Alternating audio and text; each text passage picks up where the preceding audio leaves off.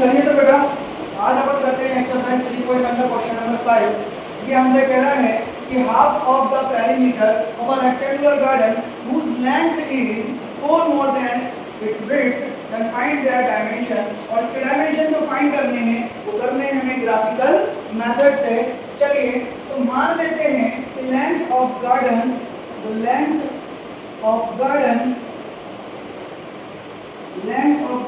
is equals to x and width of garden is equals to y। अब half of perimeter का बोला है तो पेरीमीटर क्या होता है 2l प्लस b। हाफ बोला है तो 2 कैंसिल आउट हो जाएगा यहाँ से, तो क्या आ जाएगा length plus width is equals to 36, जिसको इक्वेशन 1 मान लेंगे। और दूसरा बोला है कि इसकी लेंथ जो है इसकी विड्थ से 4 ज्यादा है, तो ये इक्वेशन सेकंड आ जाएगी यहाँ से। चलिए तो बात करते हैं फ्रॉम इक्वेशन फर्स्ट इक्वेशन की बात करें यहाँ से, तो फर्स्ट इक्वेशन क्या हो जाएगी हमारी x प्लस वाई, जो प्लस का y है वो इज इक्वल टू उस साइड चला जाएगा तो माइनस का हो जाएगा।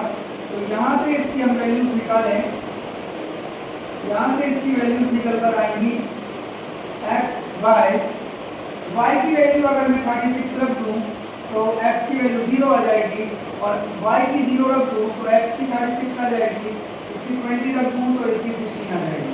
Got it. चलिए फ्रॉम इक्वेशन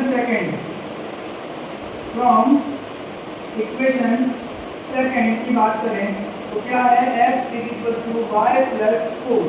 चलिए y प्लस 4,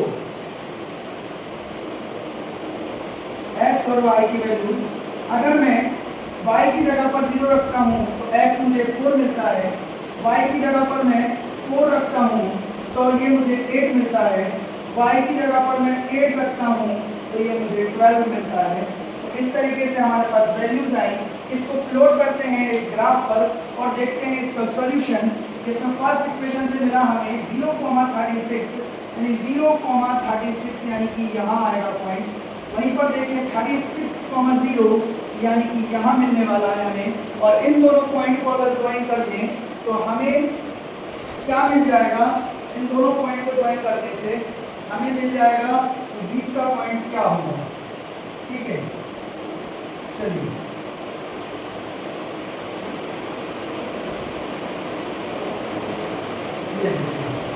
तो ये हमारी पहली लाइन बनकर आ चुकी है। यहीं से हम देखते हैं कि सेकंड लाइन जो है हमारी, अब यहीं से देखते हैं 16,20 यानी कि 16,20, तो ये कहीं हमें यहाँ मिल रही है, 16,20 हमें यहाँ मिल रही है। बट इट, और ये है हमारा क्या 0,36 और ये है हमारा 36,0। But it. चलिए 4,0 यानी कि अब बात करें 4,0 यानी कि पहला पॉइंट हमारा यहाँ होगा। दूसरा है 8,4 यानी 8,4 हमारा कहीं यहाँ मिलेगा हमें 8,4। एंड नेक्स्ट है आपका 12,8 यानी कि कहीं यहाँ मिलेगा हमें 12,8। अब इस लाइन को अगर मैं आगे प्रोड्यूस करता हूँ, तो ये लाइन मेरी कुछ इस प्रकार ऐसे जाएगी यहाँ से। बट इट, तो यहाँ से जो लाइन है आपकी, यहाँ से ये जो लाइन है आपकी कुछ इस तरीके से, और ये कहाँ इंटरसेक्ट कर रही है इस पॉइंट पर। अगर इस पॉइंट को नीचे लेकर आया जाए तो लगभग ये आपकी 20 पर जा रही है, और यहाँ से इसको आगे बढ़ाया जाए तो 16 यानी कि 20,16 पर हमारा ये जो ग्राफ है वो इंटरसेक्ट हो रहा है। यानी x की वैल्यू क्या थी हमारी लेंथ, तो हम कहेंगे कि length of garden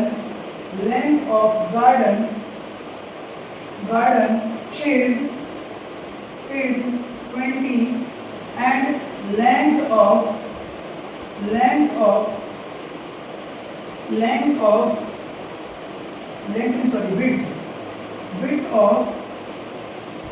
width of garden is equals to 16 metre ना। कितना हो जाएगा 16 मीटर, ये 20 मीटर और ये 16 metre. Got it my point. फटाफट नोट डाउन करिए इस क्वेश्चन को। चलिए तो बेटा देखते हैं इसी का 6th क्वेश्चन। इसमें कह रहा है कि ये जो एक गिवन इक्वेशन है इसके लिए आपको एक अलग से एक इक्वेशन बनानी है जिसके लिए ये इक्वेशन क्या हो जाए, इंटरसेक्टिंग केस बन रहा हो, पैरेलल का केस बन रहा हो और थर्ड है आपका कोइंसिडेंट का पॉइंट बन रहा हो। तो बात करते हैं फर्स्ट केस की, और पहला केस आपसे कह रहा है कि आपकी जो लाइन है वो इंटरसेक्टिंग होनी चाहिए, इंटरसेक्टिंग लाइन होनी चाहिए। यानी कि इस इक्वेशन के लिए हम एक ऐसी इक्वेशन बनाएं जिसके लिए ये क्या हो जाए, दोनों इक्वेशन जो हो वो इंटरसेक्टिंग हो जाए। ओके, तो हमें मालूम है इंटरसेक्टिंग का केस क्या होता है कि a1/a2, b1/b2 और c1/c2 जो है इंटरसेक्टिंग के लिए a1/a2 और b1/b2 इक्वल नहीं होना चाहिए। चलिए तो बात करते हैं, यहां पर हम ले लेते हैं 4x + 5y - 16 = 0। Got it my point. बात करते हैं a1/a2 की, तो a1/a2 यहां से मिल रहा है 2/4, यानी कि सिंपलेस्ट फॉर्म में लाए तो 1/2। वही बात करें b1/b2 की, सो b1/b2 हमें यहां से क्या मिल रहा है, b1/b2 मिल रहा है हमें यहां से 3/5। ओके, तो क्या कर पा रहे चेक हम यहां पे कि a1/a2 जो है वो नॉट इक्वल है b1/b2 के। It means lines are intersecting. यहां क्या हो जाएगी, लाइन हमारी इंटरसेक्टिंग हो जाएगी। अच्छा, सेकंड केस जो है, सेकंड केस में आपसे कहा जा रहा है कि आप एक काम करिए, ऐसे बनाइए इक्वेशन की आपकी पैरेलल लाइन बन जाए। क्या बन जाए, आपकी पैरेलल लाइन। इक्वेशन क्या है हमारी, वही 2x + 3y - 8 = 0। इसके लिए अब पैरेलल का केस क्या होता है, पैरेलल में a1/a2 b1/b2 के इक्वल तो होता है but not equals to c1/c2। तो देखिए हमने बनाया 4x + 6y - 15 = 0। तो यहां से देखें कि a1/a2 क्या हो जाएगा, 2/4, सिंपलेस्ट फॉर्म में लाए तो 1/2। वहीं b1/b2 की बात करें तो वो कितना आ रहा है, 3/6, यानी सिंपलेस्ट फॉर्म में लेकर आए तो क्या मिलेगा हमें, 1/2। वहीं पर c1/c2 की बात करें, यहीं पर चलिए इधर करते हैं कि c1/c2 की बात करें यहां पर, तो c1/c2 यहां से कितना हो जाएगा, -8/- 15, जो सिंपलेस्ट करने पर 8/15 आएगा। तो हम देख पा रहे हैं कि a1/a2 इक्वल है b1/b2 के बट नॉट इक्वल है c1/c2 के। तो हम कहेंगे lines are parallel, lines are parallel. वहीं पर थर्ड केस देखते हैं कोइंसिडेंट के लिए। ठीक है, थर्ड केस जो कह रहा है आपसे कि लाइन क्या होनी चाहिए, थर्ड केस कह रहा है कि लाइन जो हो वो क्या हो, कोइंसिडेंट। लाइन क्या होनी चाहिए, कोइंसिडेंट होना चाहिए। और कोइंसिडेंट होने के लिए इक्वेशन आपकी क्या है, 2x + 3y - 8 = 0। तो इसके लिए बना लीजिए आप 4x + 6y और -16 = 0। तो यहां से देखिए a1/a2 आपको क्या मिल रहा है, 1/2, एंड b1/b2 भी आपको क्या मिल रहा है, 1/2, एंड c1/c2 भी आपको क्या मिल रहा है, 1/2। तीनों केस आपके 1/2 मिल रहा है, यानी a1/a2 भी इक्वल है b1/b2 के और c1/c2 के। यानी ये तीनों जब आपस में इक्वल हैं तो हम कह सकते हैं लाइंस आर कोइंसिडेंट। तो ये है वो इक्वेशंस जो हमने बनाई इस गिवन इक्वेशन के लिए, जिसके लिए हमारे ये तीनों केस सेटिस्फाई हो पा रहे हैं। चलिए तो बेटा देखते हैं इसी एक्सरसाइज का क्वेश्चन नंबर 7, जो कह रहा है कि ये जो गिवन दो इक्वेशन है, इन दोनों इक्वेशन से इस ग्राफ पर जो लाइन बनेगी और एक्स एक्सिस के अंडर जो एक क्लोज्ड फिगर बनेगा, उस क्लोज्ड फिगर की आपको वर्टेक्स के पॉइंट्स बताने हैं, यानी कोऑर्डिनेट बताने हैं कि क्या होंगे। Got it. चलिए तो फटाफट निकालते हैं इसके सॉल्यूशन।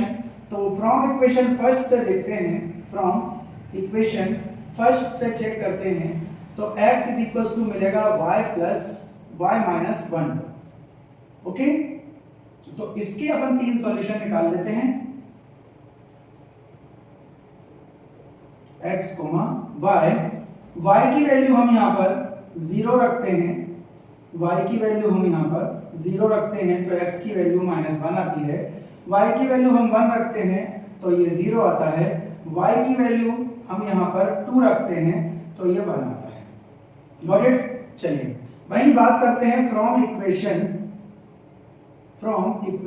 सेकंड इक्वेशन से निकालें तो ये क्या हो जाएगा आपका, y is equals to 12 minus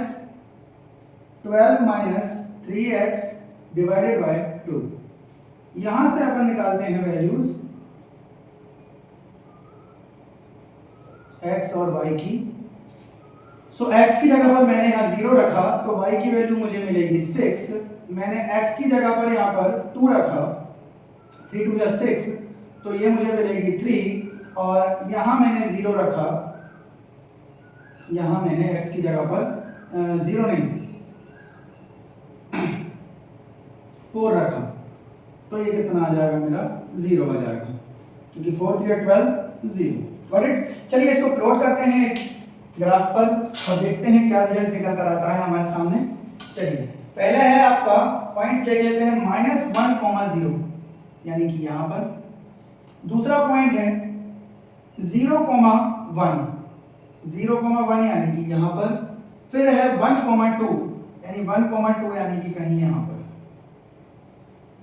यानी इन तीनों पॉइंट से होते हुए एक लाइन हमें यहाँ से ड्रॉ करनी है, तो हमने इन तीनों पॉइंट से होते हुए ये लाइन ड्रॉ कर दी। Got it? चलिए अब बात करते हैं अपन नेक्स्ट पॉइंट की। क्या है 0,6 यानी कि यहाँ पर आएगा। 2,3 यानी कि ये पॉइंट आपको कहीं यहाँ मिलेगा 2,3, और नेक्स्ट है आपका 4,0 यानी कि ये पॉइंट आपको यहाँ मिलेगा। चलिए इन तीनों पॉइंट्स को भी अगर अपन ज्वाइन कर देते हैं, इन तीनों पॉइंट्स को अगर अपन ज्वाइन कर देते हैं तो हमारा ग्राफ कुछ इस तरीके से जा रहा है। Got it? अब आप देखिए कि ये जो ग्राफ है हमारा, इसके वर्टेक्स क्या आ रहे हैं। तो x एक्सिस को अंडर करने वाला एक क्लोज फिगर, तो x एक्सिस पर कौन सा फिगर यहां पर आपके पास आ रहा है, तो x एक्सिस पर आ रहा है ये ट्रायंगल, जिसके कोऑर्डिनेट हैं -1, 0, और ये है आपके पास 2,3, एंड थर्ड कोऑर्डिनेट आपके पास आ रहा है यहाँ से 4,0। तो ये वर्टेक्स के 3 पॉइंट्स आपके पास निकल के आ रहे हैं, -1,0, 2,3 एंड 4,0।